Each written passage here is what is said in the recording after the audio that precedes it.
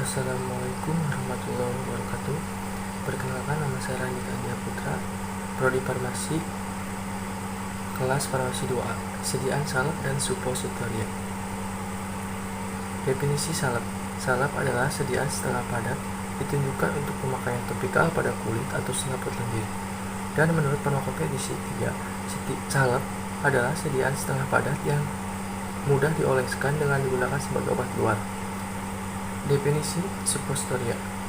Menurut Farmakopedia edisi 4 adalah sediaan padat dalam berbagai bobot dan bentuk yang diberikan melalui rektal, vagina, atau uretra.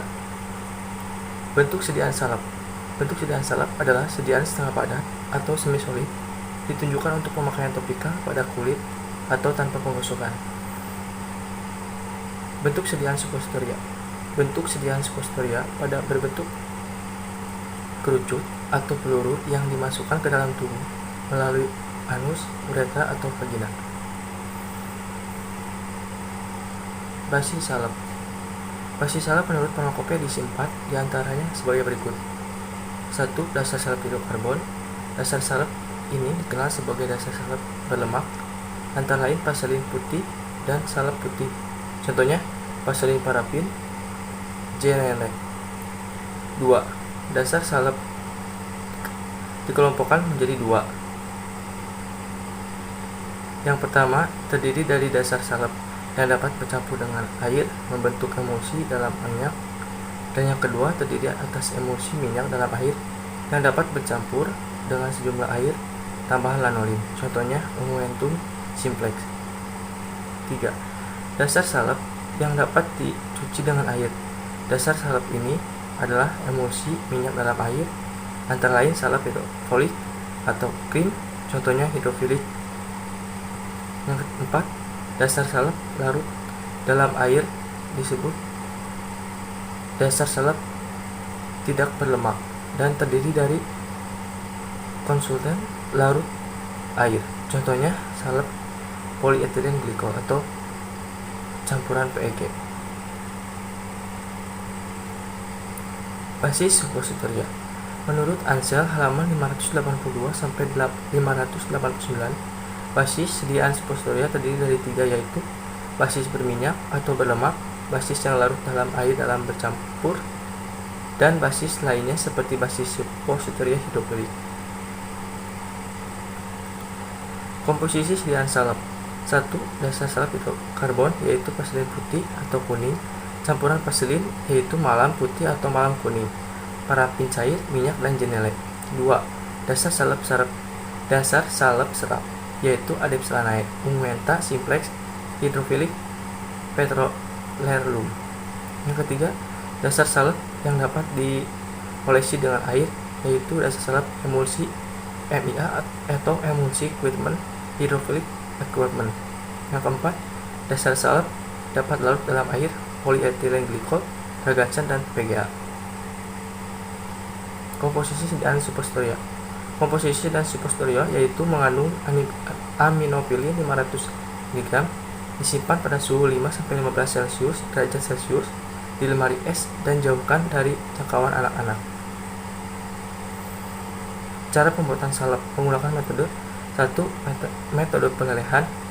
Zat pembawa dan zat berkhasiat dilelehkan bersama dan diaduk sebagai bentuk pase yang homogen.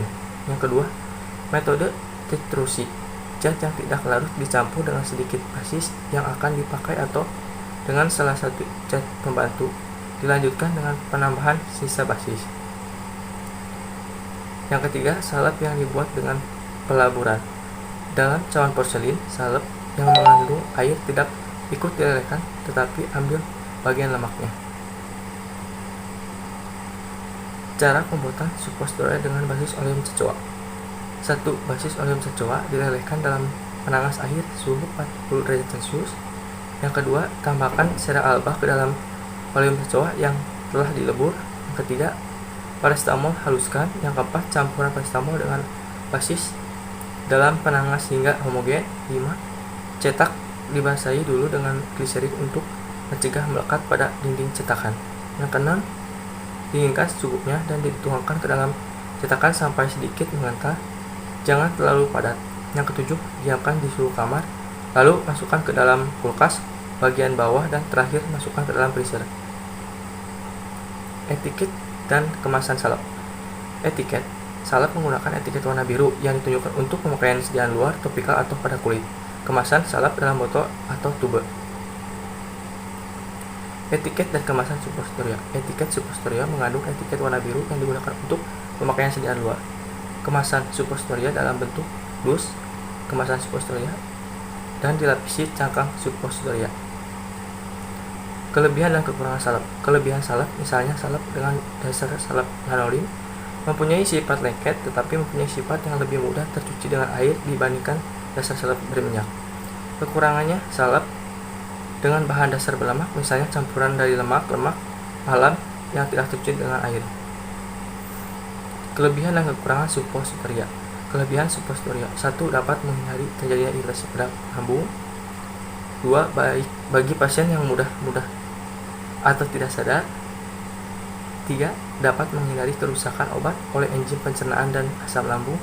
Yang keempat, obat dapat masuk langsung dalam saluran darah sehingga obat dapat berefek lebih cepat daripada penggunaan obat per oral. Kekurangan suppositoria: 1. Tidak nyaman digunakan. 2. Absorpsi obat sering kali tidak teratur atau sulit diramalkan.